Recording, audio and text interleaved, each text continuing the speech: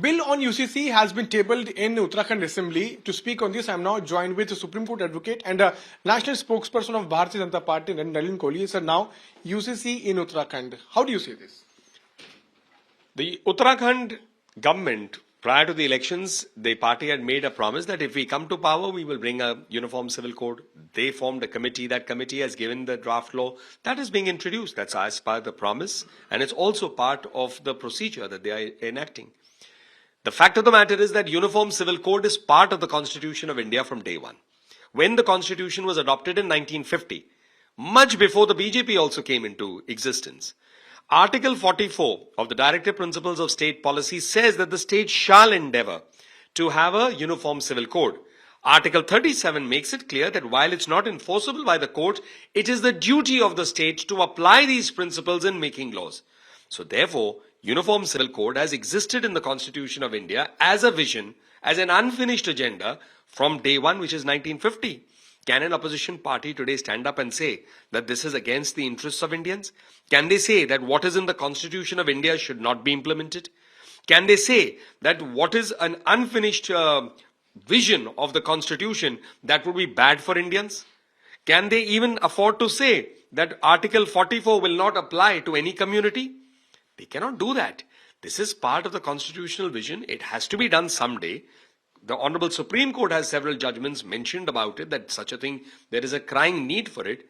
And in that context, if Uttarakhand is doing it, Goa has already done it, if Gujarat is looking at it, Assam is looking at banning polygamy, this is all part of the same constitutional mandate and vision. So you spoke about ban of polygamy in Assam. You were part of that particular committee which drafted the law on ban on polygamy in Assam. Can we expect the same to take place in Assam very soon? So the Honorable Chief Minister of Assam, Dr. Himanta Biswa Sarma, had formed a committee with a retired High Court judge, the Advocate General, me, some other people, to see whether the state of Assam can bring a law to ban polygamy within Assam. We gave our report saying yes, it can be done. Thereafter, we were asked to draft the law. We drafted that law. We have submitted it to the Honorable Chief Minister. Now it is for the Honorable Chief Minister and his government there to decide whether they would like to introduce it into the Assembly in the current session, or would they like to look at maybe expanding the scope from beyond banning polygamy to maybe the Uniform Civil Code, which will include other factors like adoption, inheritance, etc. That is for the government there to decide, yes. But we've drafted the law, we've given it to the government. Now it's for the government to decide whether it would like to introduce it now, later, amend it, make modifications, or look at a new approach. So as far as this law is concerned, can we say that 90% job is done?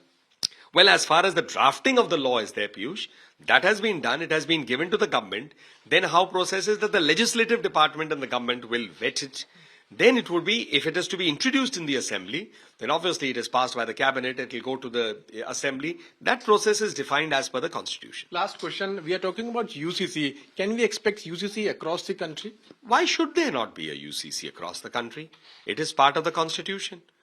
Eventually, we must bear in mind that the Constitution applies equally to Indian citizens.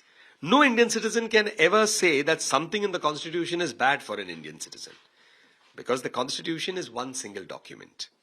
And therefore, anyone who's opposing Uniform Civil Code is going against the very vision of the Constitution from 1950, when it was adopted, where Article 44 makes it clear that the state shall endeavour to bring a Uniform Civil Code. So, when is a perfect time? A perfect time is whenever the state decides to do so. So, if the government of the day decides to bring a national UCC, that is part of the constitutional vision, and that is the right of a government to do so. But the opposition says that you are doing this just because you want to do Hindu-Muslim just ahead of the elections. Nothing can be further from the truth. The opposition parties must point out any scheme of what Prime Minister Modi has implemented in this country, does it differentiate on the basis of religion? No scheme, no program, no beneficiary is differentiated on that. The Honorable Prime Minister, his government works on the principle of Ek Bharat, Shresth Bharat, Sabka Saath, Sabka Vikas, Sabka Vishwas, Sabka Prayas. In Parliament, the Honorable Prime Minister said, when will you keep dividing beneficiaries on the basis of Hindus, Muslims, etc.? His scheme works, or his government works to serve Indian citizens irrespective of whether they are Hindus, Muslims, Christians, Buddhists, Parsis, Jews. So a Uniform Civil Code is part of the constitutional vision. And therefore, if someone turns around to say that this is anti-Muslim or anti-someone, they are doing great injustice with the Constitution of India, with the vision of the Constitution of India, and for their politics, they are crossing all limits. Thank you for speaking to us. So UCC should not be looked with a prism of religion, but with a prism of development of people across the country.